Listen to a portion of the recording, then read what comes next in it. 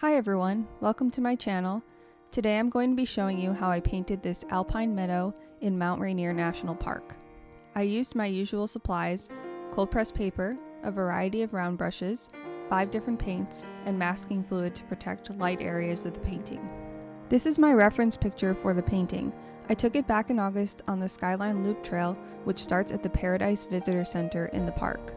I'm going to start by painting the sky, which had a lot of clouds on this day. I'm starting with the blue of the sky so I can define the sky areas, and then everything else is going to be part of the clouds. I'm working wet onto wet and allowing the paint to bloom onto the page without being too precise.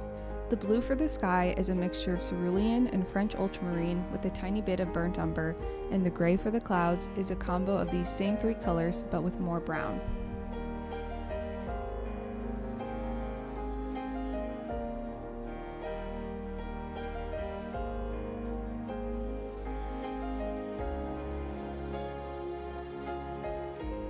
Step 2 is going to be the grass in the foreground.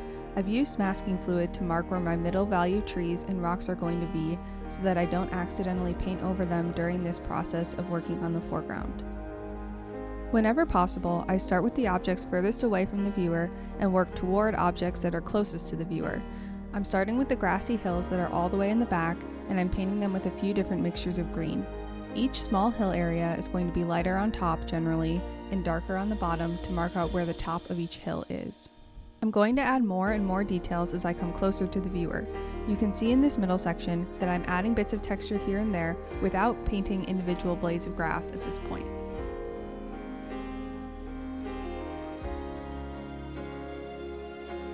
For the next section, I'm adding even more texture because we're getting closer to the viewer. I'm being mindful to leave some light areas at the top of the section, which would mark where plants are being hit by light. I'm making my dark values even darker, particularly at the bottom of the section. I've used masking fluid to mask some little white flowers that I'll come back and paint later. I'm also using masking fluid to protect the top of each successive section of grass so that I can achieve a nice bumpy texture that mimics what rows of grass would look like in real life. The next 2 sections are going to be even more detailed. I'm painting rows of grass, leaving light at the top and adding darker paint to the bottom of each row to mark where they start and end.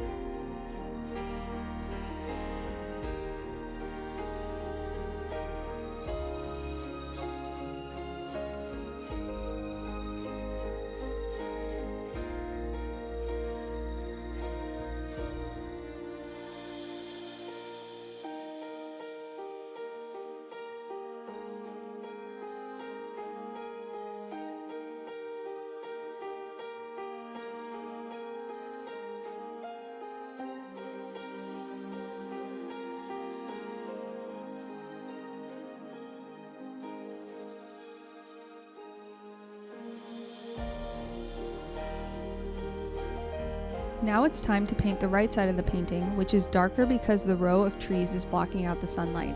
I'm beginning with the lightest areas on this side and following the same approach as before, working wet onto wet, which adds a nice texture, and trying to keep the top of different sections of grass or plants light, and making the bottom of each section darker.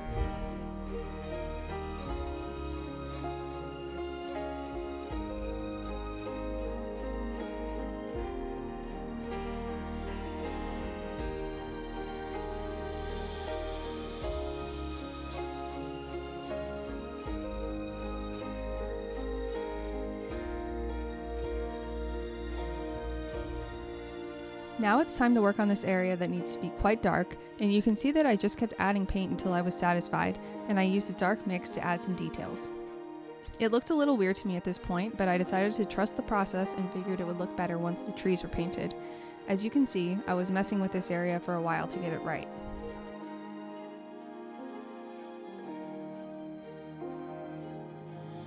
It may be hard to tell, but then I removed the masking fluid from the little white flowers on the left side that I mentioned earlier, and I painted them with a very light green, adding a little dot of darker green paint at the bottom of each flower to mark out where it is, and painting the stems of the flowers a light green.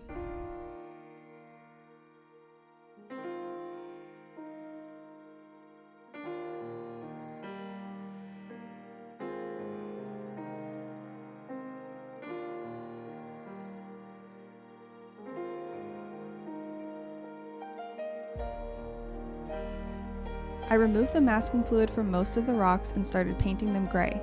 Like pretty much everything else, I was working wet onto wet, leaving a lighter area at the top of each rock and adding a shadow and details at the bottom of the rock.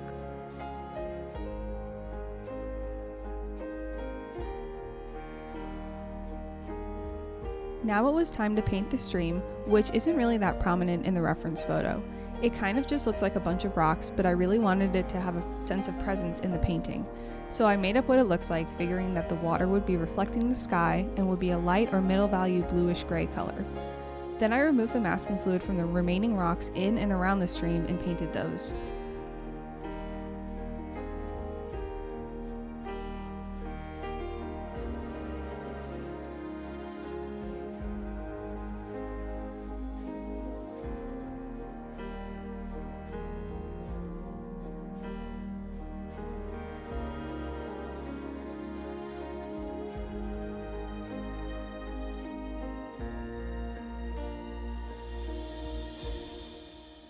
It was finally time to paint the trees, which I was really looking forward to. Like I mentioned, sometimes you just have to trust the process and hope the overall composition will turn out well, but it was hard to imagine what the finished product would look like with all of that yellowish masking fluid covering up the trees. I started with the row of trees that are farthest back using a blue-green middle value color. Generally, things in the distance tend to be lighter in value and cooler in temperature, aka more blue.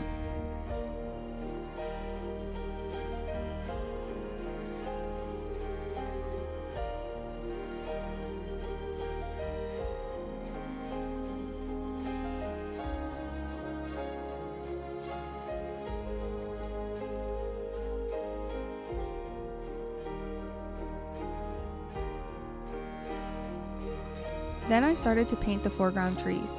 I started with the darker trees in the back and left the masking fluid on the lighter trees that are in front. Usually we work from light to dark with watercolor, but if I painted all of these lighter value trees with their little individual branches and details, it would be hard for me to paint around them later with the dark paints without inevitably painting over those details on accident. So this is another example of why I like to work from back to front in my paintings. I always find painting trees like this to be a challenge. If you put water over the entire area to paint them wet on wet, it's hard to get crisp details and edges, and the green colors will bleed into the sky in the background and it will look kind of messy and loose, which is nice if you paint loosely, but if you can't tell already, I'm not that great at loose painting.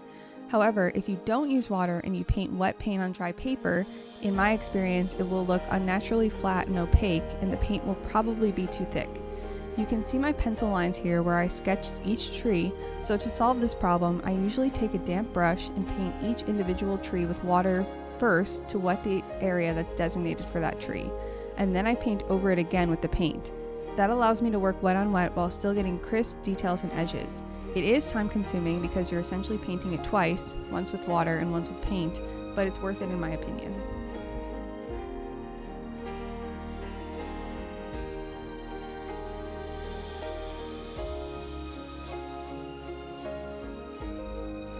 Jumping ahead a bit, I'm now ready to work on all the remaining middle value trees. I'm wetting each tree first with a damp brush and then starting with a lighter shade of green.